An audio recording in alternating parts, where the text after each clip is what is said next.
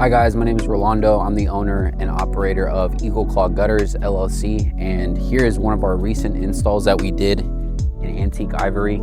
And we're just gonna be doing a quick breakdown and walk around of the full project and what it looks like. Let's go. All right, so one of the reasons that we installed this gutter system was basically just because all the water that was coming off the roof line was basically washing away and trenching all of the grass and the soil that was right here next to the foundation. You can't see it now, but whenever the snow goes away, you can see how it's dipped in and it starts to wash away all the grass and all the soil, and it looks really ugly. After a rainstorm, it looks really muddy. So I went ahead and extended a couple of these downspouts, as you can tell, on this front side as well. You can see all the downspouts are pretty much extended all the way. And we added all these extensions on these front downspouts to basically keep all the water away from it piling up right here, because before the gutters were here, all of this was just trenched out and you can see all the mud piling up over here in this corner.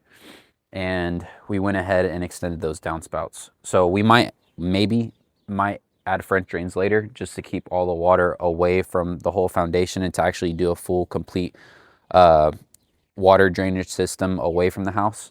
So that way it goes out towards the street, and he lives on top of a hill.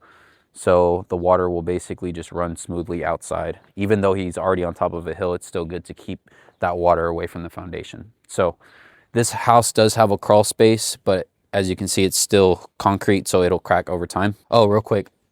So I didn't add a downspout here on this side. One of the reasons I didn't add one here is because if you take away this trash can, there's a bunch of mud that sits right here. And if I were to add another one here, then it would just, all the water would be focused on one area and it'd get super muddy and really ugly. So we pushed all the water this way. You can see that gutter's tilted pretty aggressively to the left to make sure all the water goes this way and runs over here and then out over here on the front side. So let's go to the back, look at the back and see what it looks like. Okay. Another thing that we had switched to doing now, like if you come closely over here, you can see that we started using rivets. I like the way that this looks a lot better versus the self-tapping, or not self-tapping screws, but the regular screws that we had used. I forgot what they're called, but this just looks a lot cleaner. It looks a lot nicer versus the screws that we were using prior to that, and it looks better in my opinion. So another thing too that you can see is the fascia on this house has angled fascia. Side, you can see it.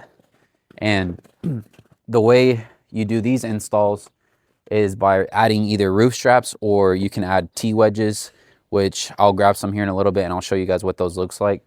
But basically with the roof straps or the T-wedges, they create a way for the gutter to sit flush and straight without being attached directly to the fascia, because if it's attached directly to the fascia, then the gutter is going to sit like this, whereas if it has the wedges and the roof straps, the gutter sits away from it and straight, and you're able to pitch it correctly. So if you get under here, you can see how it's completely straight instead of being angled with the fascia, and it looks great once they're installed that way. I prefer to do the roof straps now just because the wedges look kind of weird when they're underneath. And then I've also experienced one of them snapping on me, and over time I'm not sure if the wedges get weak and break and become more fragile with the cold and the snow and all that stuff. So we just started using roof straps and basically attaching the gutter system into the decking rather than using the T-wedges. So I'll show you what those look like here in a little bit.